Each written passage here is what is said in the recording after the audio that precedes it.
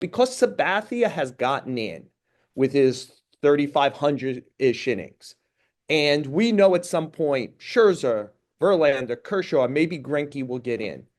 We're about to hit a run here where we're going to have to think about what is a starting pitcher Hall of Famer in a way that maybe during our lives as writers, we had to think, what is a relief pitcher who should get in the Hall of Fame because none had really gotten in. So, Jason, take that wherever you want because I know we've talked about it quite a bit. I think we're talking about it quite a bit more on the network today. What do you think about where starting pitching in the Hall of Fame is and is heading? Joe, first of all, thank you for the kind words. It is so much fun to be up here with you and talk about this stuff. We could do it for hours, for days, and what do you know? That's what we're actually doing. So it's been awesome. Okay, to your question. Usually you're the alarmist and I'm the Voice of guy reason. You could who say it. see I'm the voice of reason. I see the sunshine where you see the clouds. But I've had this thought. What if after that group you just mentioned, there is no such thing as a Hall of Fame starting pitcher anymore? I mean, we've known for a long time what a Hall of Fame starter looked like, and that beast is going to cease to exist. So then what?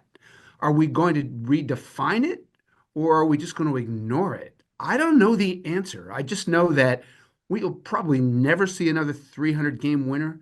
There's one pitcher under 35 who's within 150 wins, and that's Garrett Cole he's got what, 153. So he I ain't would won say he'll have 300. some struggles just to get to 200. For sure. And then he'll be, we talk about Verlander becoming the last 300 game winner. I think Cole has a chance for a very, very long time to be the last 200 game He winner. might. I think we both wrote about this, which is players 30 or younger, like the most who pitched at 30 or younger last year. The most wins was like 65-ish by Herman Marquez or Aaron Nola in that same spot. So we're talking about guys who have thrown a lot of innings and they're still 130 to 140 wins away from even getting to 200. I'm not sure either get to 100. All right. So Brian Kenny's won. We've killed the win. Okay. We haven't killed it yet, but we're about to kill the win. I don't know if every starting pitcher has gotten the memo, but it's got to be dawning on them. Um, and so if the definition of a dominant horse type starter is 140 wins or 150 wins, does that mean anything? Or are we just going to look at everything else? I don't know. I don't know the answer. Maybe you have the answers. I just know we are not that far away from radically changing one of the most important and iconic positions on the field, maybe number one. Hey, Joel, I had a friend of mine texted me last weekend who said, something occurred to me. The pitching matchups in the NFL are now better than the pitching matchups in Major League Baseball. It might be true, right? We have Josh Allen against Patrick Mahomes. He might be right.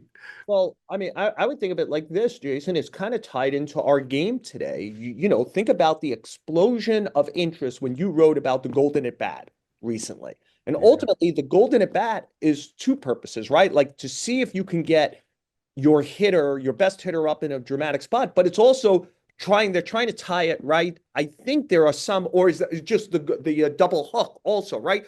Things like this are being tied to trying to get the starting pitcher to go longer. Like we are trying to bring the starting pitcher back because we just don't have starting pitching. The Dodgers won the World Series. I dare say if the Yankees hold on to a 5-0 lead in game 5, the Dodgers might be cooked because they had run out of pitching. It's there are more pitchers, 13 a staff, and less pitching than ever before. And that's in part because starters don't go innings. They don't pitch often. The Dodgers that have going to spend 400 million in payroll and then over 100 million in tax, they're going to a six-man rotation. You talk about limiting innings, and these are like the star pitchers in the games that we'll be considering 15, 20 years from now if we're so lucky to still be around and voting on these kind of guys like is not Otani because he's both things. He'll get in the Hall of Fame, but like Yamamoto and Glass now, like who's a Hall of Famer? It's going to be that. to put a finer point on it, I used the stat yesterday on TV. Aaron Nola and Garrett Cole are horses today. They're horses. Yeah. They have two fewer innings combined than CC Sabathia threw in his career. Those are our horses. And you know what I think? So I think two things about the future of starting pitching, and I wonder what you think about it. Number one, I wonder if we almost have to say, go to the Hall of Fame and say, hey, can we get a mulligan and get some people back on the ballot? Because I think we think about David Cohn and Johan Santana, for example, were both one and done. There is no shot in the world they'd be one and done now. Like their overall record, their innings pitch would stand out to some degree, especially Cohn's, and their run prevention would stand out. And the fact that both were aces, high-end aces, Cy Young Award winners in Santana's case, multiple. And I just think that was a mistake. They were one and done. And then I just think are the guys who are currently on the ballot, Felix Hernandez, who was an ace, but for a short time, and Mark Burley and Andy Pettitte, who were high-end number twos for a long time. There's a lot here I just said, Jason, but I just wonder, do we just think about them all differently now? And it's like, well, in a world of Walter Johnson and Cy Young, Mark Burley's not a Hall of Famer, but what in a world where I have to start thinking about Corbin Burns 15 years from now?